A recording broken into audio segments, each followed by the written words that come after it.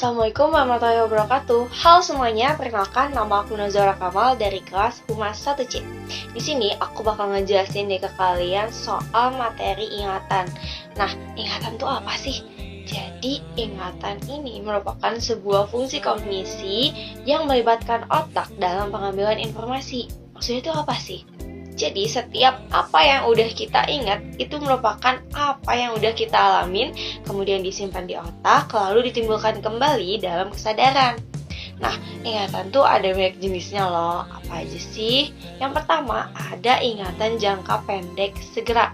Nah, itu merupakan tempat di mana kita menerima informasi yang baru. Terus ada lagi ingatan jangka pendek perantara. Ingatan jangka pendek perantara, apa tuh?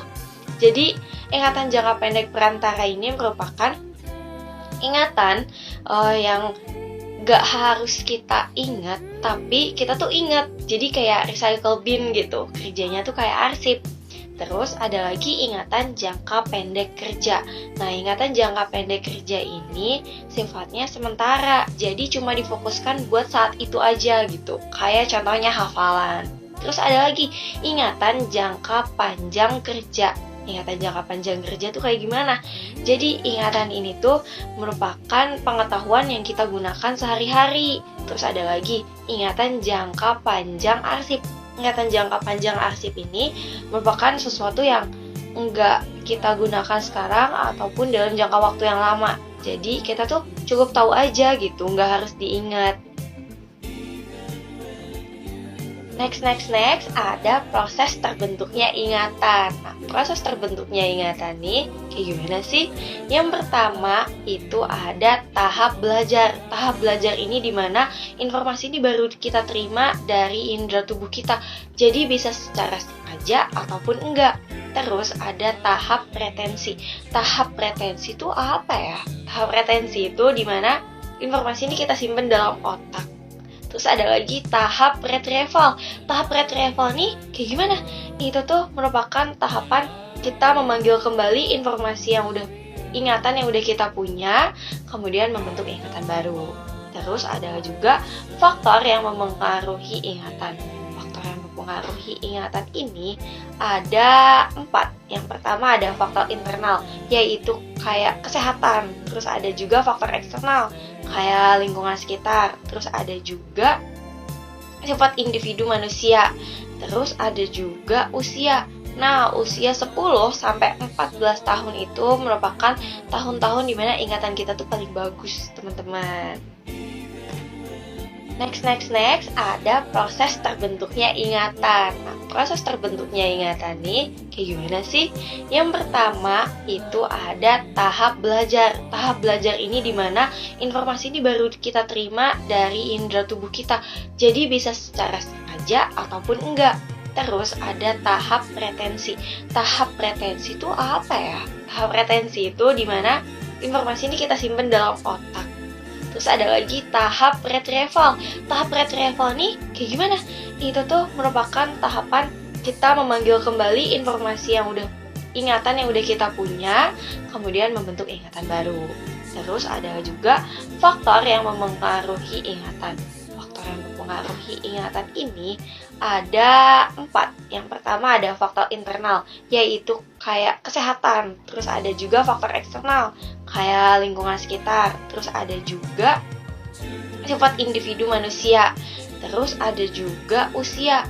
Nah, usia 10 sampai 14 tahun itu merupakan tahun-tahun dimana ingatan kita tuh paling bagus, teman-teman.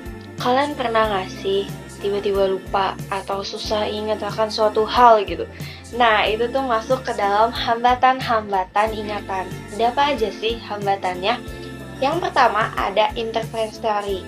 Interference theory yaitu kejadian di mana kita tuh informasi yang lama itu terganggu karena adanya informasi yang baru. Jadi kita suka lupa gitu. Terus ada juga retrieval failure. Nah, itu kejadian di mana kita tuh gagal mengingat sesuatu karena nggak adanya petunjuk. Terus ada lagi motivated forgetting theory. Ini tuh cenderung terjadi sama seseorang yang melupakan sesuatu yang justru penting gitu loh. biasanya mereka itu tuh karena trauma akan sesuatu peristiwa, jadi mereka maksa dirinya sendiri tuh buat lupa akan hal itu.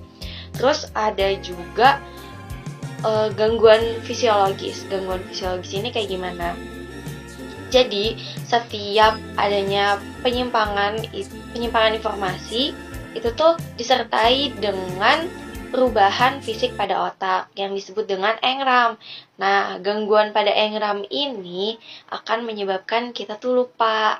Gitu, teman-teman. Next, ada metode daya ingat. Nah, metode daya ingat ini ada banyak banget loh, teman-teman. Yang pertama, ada metode Loci. Metode Loci ini dengan mengaitkan sesuatu hal dengan barang ataupun lokasi. Terus ada juga sistem kata kunci. Sistem kata kunci ini dengan mengaitkan satu kata dengan lafal yang harus diingat.